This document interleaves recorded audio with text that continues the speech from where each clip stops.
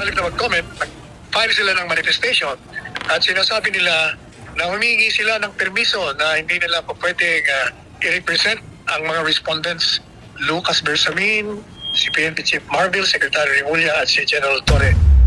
Kasi admission yun, admission ng gobyerno, abogado ng gobyerno na illegal. Walang jurisdiction. Sa kanilang pananaw ngayon, mali ang gobyerno sapagkat walang jurisdiction itong ICC na nagpatupad ng warrant of arrest. After our meeting today, I'm filing formally for asylum here at the Netherlands.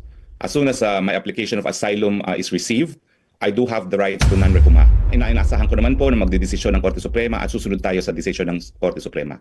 Ulitin ko po fake news po yung sinasabi nilang pugante ako dahil ang pugante po ay tumatakas sa isang arrest warrant na inisyu ng isang Dadagan, Balita News Update.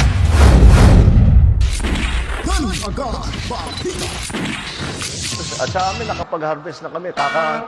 Kakatanim lang eh. So, hindi, buti na lang yung timing. Hindi yung bago ang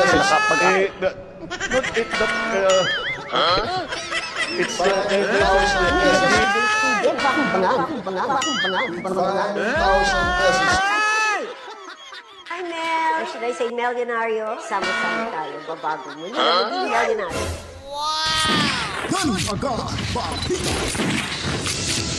Alright, welcome back mga kabitaan. Nagbabalik na naman ho tayo at hindi tayo magtatagal mga kabitaan. Huwag niyo na po kalimutan mag-subscribe ho kayo.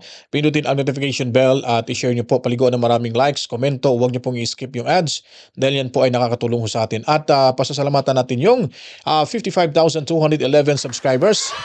Pataas na tayo ng pataas mga kabitaan. Salamat po sa inyong suporta.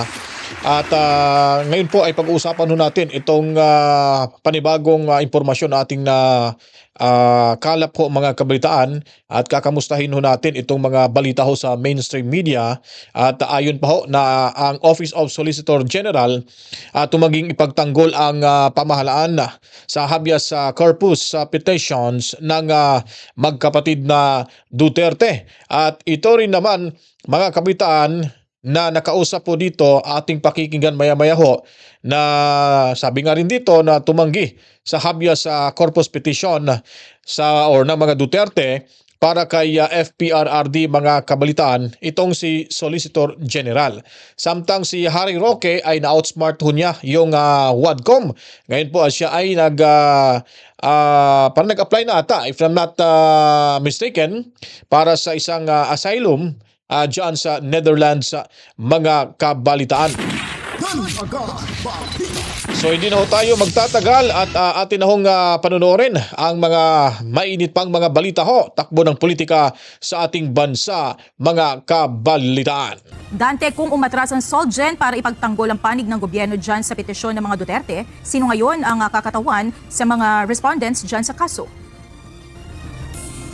Magandang gabi Monica, sa nakuha nating impormasyon ang Department of Justice o DOJ na ang siyang magsisilbing legal counsel o mga abogado ng mga respondent at inaasahan din natin na ngayong araw ay mayroon silang isusumite sa Korte Suprema. Ang hindi pa lamang malinaw sa atin Monica kung ano yung kanilang isasubmit sa Supreme Court, kung ito na ba yung komentaryo doon sa hinihiling na komentaryo ng Supreme Court sa habeas petitions ng magkakapatid na Duterte.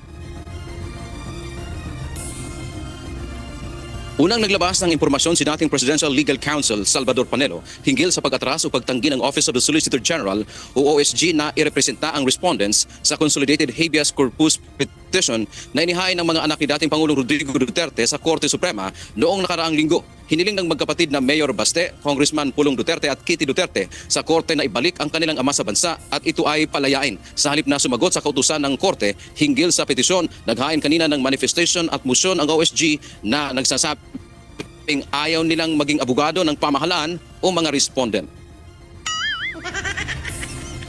Halip na mag-comment, nag-file sila ng manifestation at sinasabi nila na humingi sila ng permiso na hindi nila po pwedeng i-represent ang mga respondents, Lucas Bersamin, si PNP Chief Marvel, Secretary Remulla at si General Torre. So ayun po, si Bersamin, Remulla, Marvel at ito pa lang si kasama rin pala itong si Torre mga kabalitan. So apat to sila ngayon ang hindi may pagtatangguho ni Solicitor General Guevara. So ano na kayang isipin nila? yung DOJ, ewan ko lang kung may laban po ho ba yung mga abogado nila at sila ba eksperto ho sa habeas sa corpus na isinampa ng magkapatid na Duterte, mga kabalitaan. So lumalabas na ho talaga yung katotohanan. Ano ho ba yung dahilan kung bakit nga po pala, mga kabalitaan, na parang umayaw ho itong si Solicitor General? Kasi nga po, kung maintindihan ho natin yung sitwasyon, dahil alam nyo po, siya po yung parang inappoint din bilang Solgen itong si Guevara sa panahon ho ni Tatay Digong Duterte, mga kabalitaan. At alam mo natin na matalino ho talaga to. Siguro isa sa mga dahilan na medyo ayaw niya lang humarap sa Korte Suprema kasi nga nasabon ho ito. Ito, opinion ko lang po, mga kabalitaan.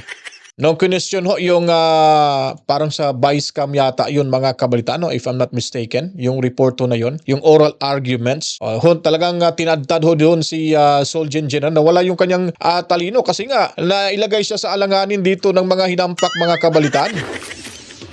O parang sigurong nadala na they wanted to completely eliminate the Duterte family from Philippine politics, mga kabalitaan. Yun po yung isa sa nakikita ho natin eh. At parang nakita rin na si Solgen ay nanatili ho sa kanyang stand or sa kanyang desisyon na wala na ho talaga tayo. Wala na ho talaga tayo sa jurisdiction ng ICC, mga kabalitaan.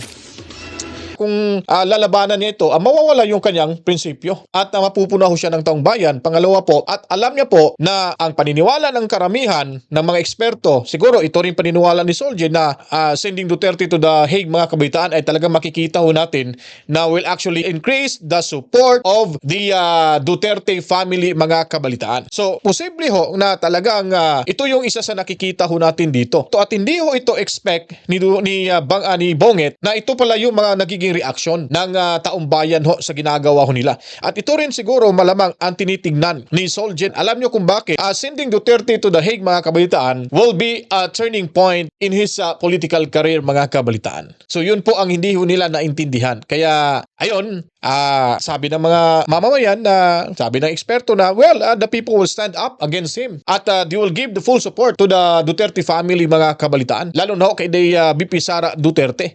Nakatanggap daw ng impormasyon si former Presidential Legal Counsel Salvador Panelo na tumanggi ang Office of the Solicitor General na kumatawan para sa mga respondent laban sa habeas corpus petition na inihain ng magkakapatid na Duterte sa Korte Suprema para pauwiin dito sa Pilipinas si dating Pangulong Duterte. Ito raw ay dahil sa paninindigan mismo ng Solgen na walang jurisdiction ang ICC sa bansa. Kaugnay niyan at ng paghahanda rin ng kanilang kampo para sa susunod na pagharap ni dating Pangulong Rodrigo Duterte sa ICC, magkakausap natin si former Chief Presidential Legal Counsel Attorney Salvador Panelo. Attorney Sal, magandang tanghali po. Attorney Sal? Yes, I Ayun po. can hear. Alright, medyo pihit lamang po tayo ng kaunti, Attorney Panelo, at nagpuputol-putol po ang inyong komunikasyon. Sige, eto. Hindi, mobile ako eh. Ako yung nagdadrive. Okay, medyo nagpuputol-putol lamang po. Pero ito, pag-usapan muna natin, ito pong inyong impormasyon na nakuha na sagot daw ng Solgen. May we know po kung sino po ang inyong source on this? Palagay ko nasa website na yan ng Supreme Court kasi yung araw na ito magpapile ng manifestation o comment. Kasi ang Solgen, abogado ng mga opisyal sa gobyerno. Nagkahabla mo, kaugnay sa official action na. Kaya talaga silang abogado. Pero sa halip na magbigay sila ng komentaryo, humihingi sila ng permiso na hindi maaaring maging abogado nitong mga dinimanda namin. Pagkat ngayon sa kanila, taliwas ito sa posisyon ng Office of the Solicitor General na walang jurisdiction ang ICC sa ating bansa. Okay. Sino po ang sinasabi tinutukoy ng mga respondents po dito? Ito po ba yung sila Executive Secretary Bersamin, Secretary Remulla? Tama po ba? Yes. Lahat ng mga dinimanda dahil sa petition for a writ of habeas corpus. Alright. So ang sinasabi po ng Solgen ay umatras po ang Solgen o umaatras ang Solgen sa pagre-representa dito nga po sa mga respondents. Ito po yung mga... dahil sa... Ang ibig sabihin niya, Opo. ang ibig sabihin lang niya ay tumatanggi na gawin ang kanilang tungkulin na kaligang batas na i-represent ang gobyerno. Kasi habang tungkulin nila na ipagtanggol ang posisyon ng gobyerno, hindi po pwede kahit illegal ipagtatanggol mo. At yan nangyari na yan. Tatandaan mo sa panahon nung ang Soldier ay si Frank Chavez, meron din siyang pagkakataon na ayaw na rin ipagtanggol dahil sa kanyang paniniwala, illegal ang ginagawa ng gobyerno, kaya hindi siya pinagtanggol at pinayagan siya ng Korte Suprema. Ganon din dito. Kasi ang mangyayari dyan, illegal ang ginawa ng mga respondents dahil na pinatupad nila, di ba? Pinatupad nila ang warrant of arrest na galing sa ICC na walang jurisdiction. Gobyerno. Ang ginawa ng mga opisyales, labag sa saligang batas, labag sa posisyon. Mananagot ka. Pag nagkadimandahan sa illegality, di kasama ka doon. Attorney Panelo, kung tumatanggi po ang Solgen na i-represent po itong mga respondents, pwede po ba silang kumuha ng ibang magre-represent sa kanila maliban po sa Solgen? Oo, di magawa sila ng kanilang mga Pwede pa rin. abogado. Opo. Pwede pa rin. Pwede rin silang i-represent ng DOJ. Oo. Pero napakabigat ng implikasyon. Alright. Kasi admission ng gobyerno. Abogado ng gobyerno na illegal.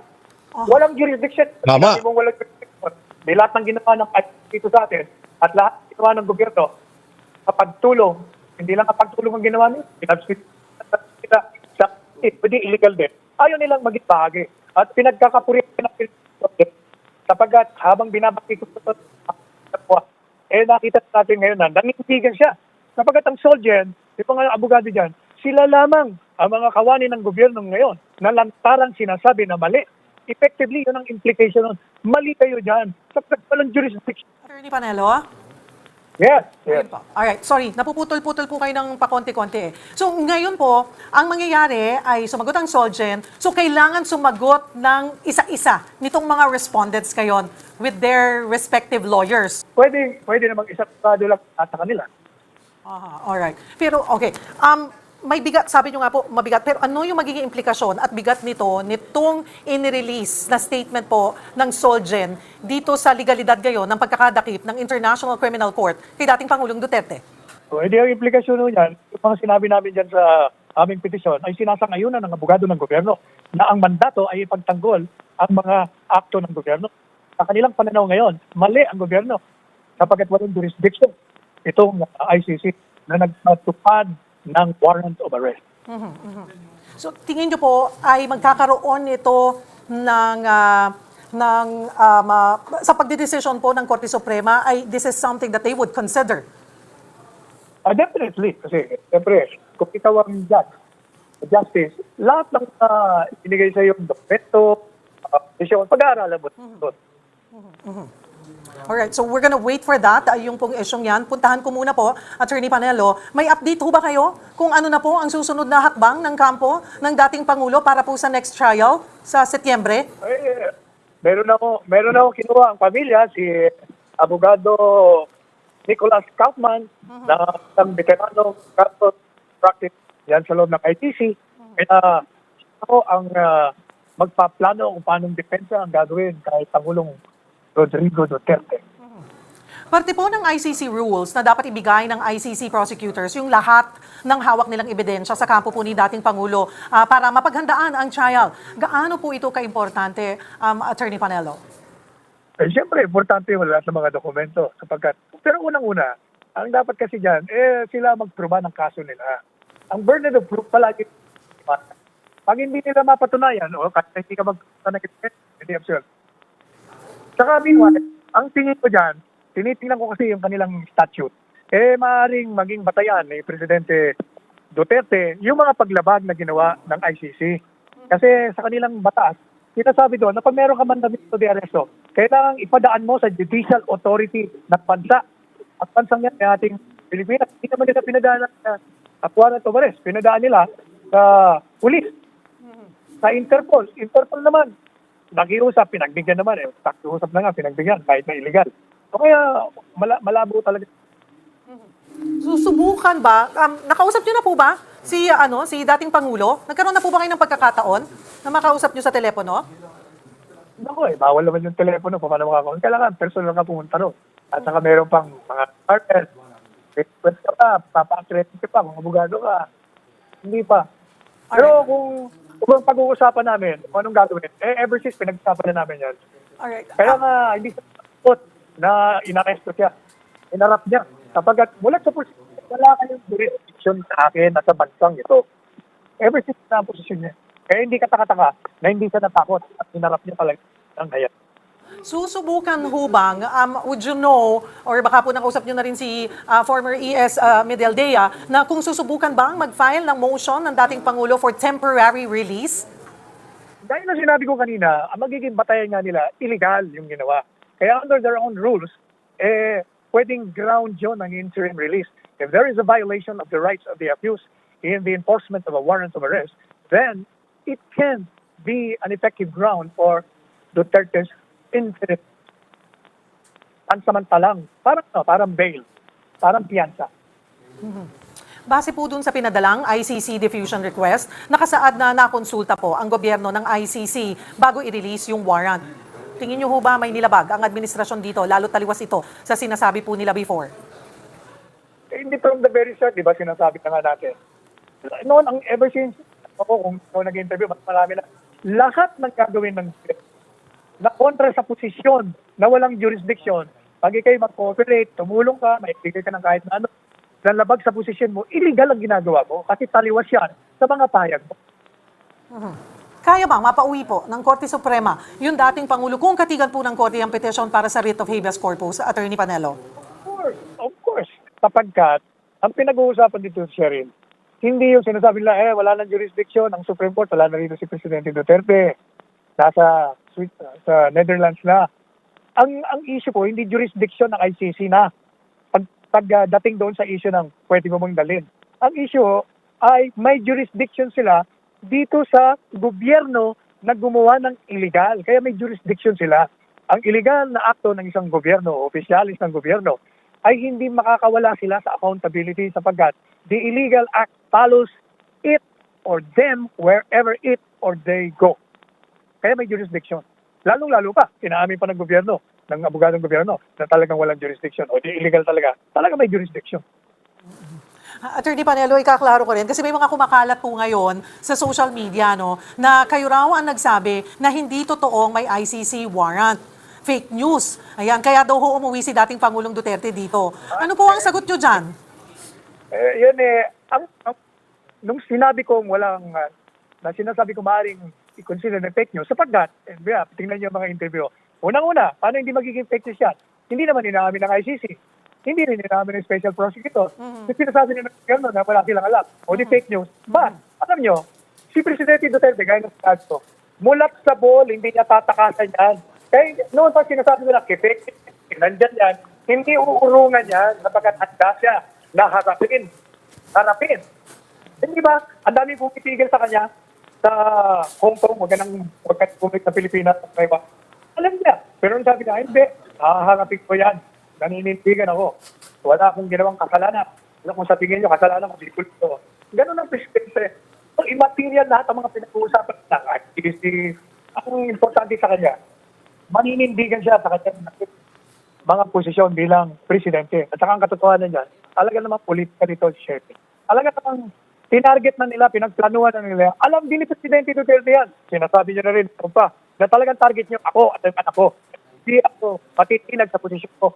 Hindi kasi susuko sa inyo, maninindigan kasi i-demanda niyo na, pakulong niyo na, patayin sa bata. Yun na. Attorney Panelo, puntahan ko rin yung sa inyo ni Attorney Harry Roque. Usap-usapan kasi yung komento nyo nang ihu nyo si Harry Roque, si Attorney Harry Roque. Sino yun? Hindi nyo pa rin ba kilala? Magkasama kayo sa Malacanang. Alam mo, Ano ho ba talaga? Hindi pa magkasama kayo, magkakilala kayo, o magkaibigan ito. Pagkaya mo, nandiyan ka sa studio mo, ilat na tao dyan, kilala mo o kaibigan mo. Di ba? Natural lang yun. So, ang sinasabi nyo, you know him. I mean, Huwag niyong lagyan ng balik naman yun. Basta, yun na yun. ano po ang inyong masasabi sa plano po ni Senator Amy Marcos na paimbestigahan ang pag-aresto po sa dating Pangulo? Gaya nung sinabi ko na, di ba, balat kayo pala, buhay sa mundo, balat kayo. Unang-una, hindi dapat imbestigahan. Ano yung imbestigahan niya? Para na malaman kung legal. Sus Maria Joseph. Siya ay tapos ng abogasiya. Hindi sa abogado, lisensyado, pero nagtapos siya ng abogasiya. Alam niyang illegal.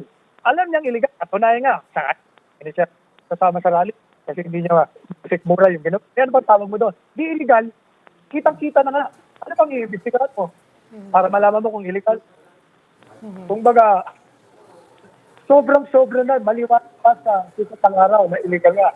Ang gagawin mo lang yan, publicity lang yan dahil kandidato nga. Attorney Panelo, panghuli na lang. Balikan ko yung statement ng Solgen, na inilabas nilang statement na hindi nila irerepresenta itong mga respondents. Sa inyo pong panig with this statement, meron ba kayong pinaplano pang another move or kailangang isumite or isasubmit sa Korte Suprema para po mas mapalakas yung inyo pong petisyon? Bago pa ako sila nagsabit ang kanilang manifestation, meron lang kaming dagdag na komentaryo. Meron kaming dagdag na manifestation. Pinagkakaw namin nung isang araw pa. Ano po yung laman nun, attorney? Pagdagdag ko sa mga argumento namin. Alright. Okay. Marami pong salamat. Oras at So yun po mga kabaitaan ang tinig ni Attorney Salvador Panelo. At sinabihan si Kusi, wag yun ang bigyang Malaysia yan. Meron naman talagang magkakasama kayo na hindi kayo magkakakilala, hindi kayo magkaibigan. Talagang pinapalaliman pa yung yung issue ng dalawang mga abogado, mga kabalitaan. So yun po mga kabaitaan, lipat muna tayo kay Harry Roque dahil nakikita ho natin mga kabaitaan na na-outsmart to yung Huadcom, naisahan niya po mga kabalitaan. Dahil nga po ay itong if I'm not mistaken, siya po ay nag-a-apply or nakapag-apply na ba ng asylum dyan sa Netherlands para ho masubaybayan niya. Isa sa mga rason itong kaso ho ni Tatay Digong Duterte. At ito po, panoorin natin, pakinggan natin yung kanyang mga sinasabi ho dito para malaman ho natin ang buong istorya. Saying that after our meeting today, I'm filing formally for asylum here at the Netherlands. As soon as my application of asylum is received, I do have the rights to non-refoulement. Non-refoulement under international law means, number one, non-deportation until matapos yung investigasyon if I'm entitled to asylum status, and number two, non-prosecution for illegal entry. Pero legal naman ang pagpasok ko dahil meron akong visa. Pero naniniwala ako na yung warrant of arrest ng Kamara de Representante ng WAD Committee ay mapapatunay ng unjust prosecution. Kasi dito sa Europa, unheard of yung isang warrant of arrest na indefinite ang lifetime, number one. Number two, walang bail. So at number three, malinaw naman yan na ito isang investigasyon sa Pogo na nais nilang talagang i-link si dating Presidente Rodrigo Roa Duterte. At malinaw na sa tingin ko ang political motivation behind the investigation on the Pogo dahil ang sinasabi ng WAD Committee, si Presidente raw ang nag-legalize ng operation ng Pogo even if it has always been there since time pa ng Aquino government. So I'm confident. I am confident that I can prove political persecution through unjust prosecution ng WAD Committee. When was that filed, attorney, yung application for asylum, and how long do you expect that to be acted upon? Well, I'm filing it immediately after our meeting. Okay, so I'm heading in the afternoon. The place of filing is medyo malayo, 3 hours, so I expect to spend the night there. And there's a whole procedure.